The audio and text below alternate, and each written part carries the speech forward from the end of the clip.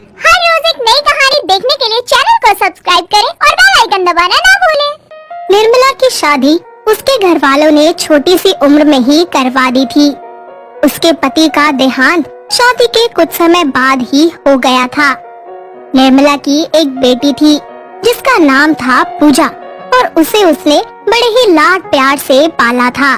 पूजा जो भी मांगती निर्मला उसे तुरंत लाकर दे दिया करती। निर्मला अपना गुजारा ट्यूशन पढ़ाकर किया करती थी।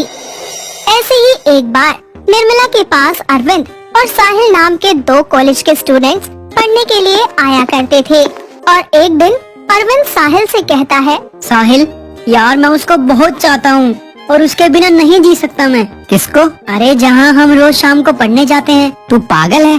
ट्यूशन वाली की बेटी को चाहता है तू? नहीं नहीं, मैं ट्यूशन देने वाली को चाहता हूँ। मुझे नीरू बहुत पसंद है यार, उसकी चाल, उसके गाल, अरे उसके बाल। तू पागल है? ये नीरू नीरू क्या है? निर्मला मैम है वो, निर्मला मैम। अगले ही दिन दोनों दोस्त ट्यूशन जाते हैं और रोज की तरह निर्मला उन्हें पढ़ाना शुरू कर देती है।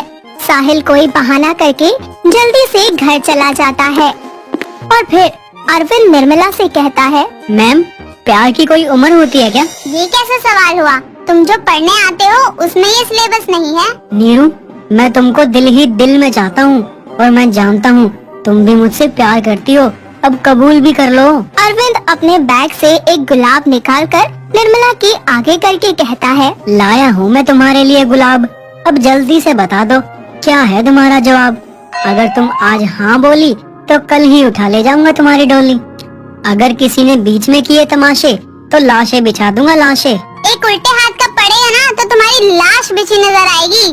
चले जाओ यहाँ से, और हाँ कल से यहाँ आने की जरूरत नहीं है। इतना कहकर निर्मला अरविंद को अपने घर से भगा देती है और अरविंद उदास हो जाता है।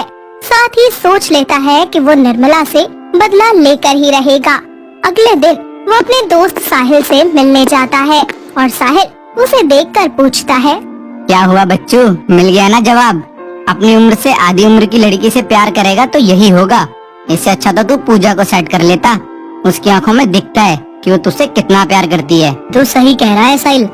अब निर्मला ठुकरा के मेरा प्यार मेरा इंतकाम देखेगी। अरविंद मन ही मन ठान लेता है कि अब वो पूजा से शादी करेगा और इसके बाद वो हाथ मुंह धोकर पूजा के पीछे लग जाता है।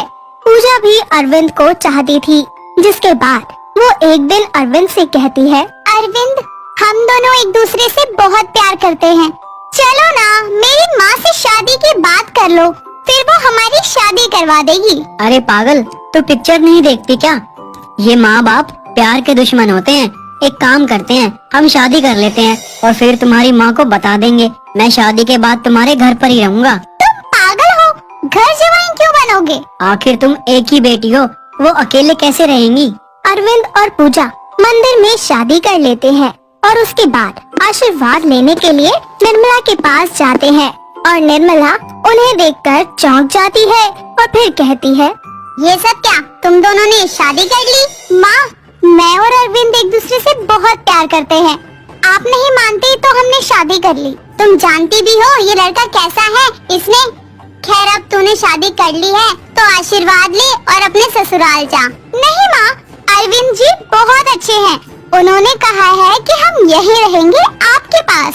इतना कहकर पूजा अपने कमरे में चली जाती है और निर्मला अरविंद से बोलती है, मेरी बेटी बहुत भोली है और तुमसे बहुत प्यार करती है, प्लीज इसका दिल मत तोड़ना। क्यों ना तोड़ू, तुमने भी तो मेरा दिल तोड़ा है।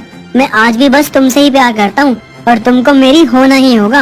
एक दिन पूजा अपने कमरे में सो रही होती है और मौका पाकर अरविंद किचन में जाता है जहाँ पर निर्मला खाना बना रही होती है। अरविंद किचन में जाकर पीछे से उसे गले लगा लेता है और फिर कहता है, ओए जान, तुम्हारी ये खुशबू मुझे पागल कर देती है। हट जा यहाँ से वरना ये गरम चम्मच तेरे मुंह पर चिपका दूंगी। अरविंद उस वक्त तो वहाँ से चला जाता है, लेकिन इसके बाद आए दिन वो निर्मला को किसी न किसी बहाने परेशान करता ही रहता है। ऐसे ही एक दिन पूजा अरविंद से कॉल पर बात करते हुए मार्केट जा रही होती है कि तभी अचानक पूजा चिल्लाती है और कॉल कट हो जाता है। जिसकी वजह से अरविंद बहुत घबरा जाता है और भागा भागा मार्केट पहुंचता है। मार्केट पहुंचकर वो पूजा को कसकर गले लगाता है और फिर कहता है, मेरी तो जान ही निकल गई थी। तुम पागल हो, चिल्लाई क्यों? और अगर चिल्लाई तो कॉल क्यों नहीं उठा रही थी? वो बिल्ली का बच्चा गाड़ी के नीचे आने वाला था, इसलिए मैं डर के चिल्लाई। तुम सच में पागल हो, तुमने मेरी जान ही निकाल दी। अरविंद को इस बात का एहसास हो जाता है कि वो पूजा को ही चाहता है। वहीं दूसरी तरफ निर्मला अपने घर पर बैठी हुई रो रही होती है कि तभी साहिल वहाँ पर आता है और उसे रोते हुए देखकर कहता है, क्या हुआ मैम, आप रो क्यों रहे हो? अरविंद ने मुझसे बदला लेने के लिए मेरी बेटी से शादी कर ली। अब वो मुझे रोज परेशान करता है। तो आपको उससे बदला लेना चाहिए और आपकी बेटी के आगे उसका पर्दा फाश करना चाहिए।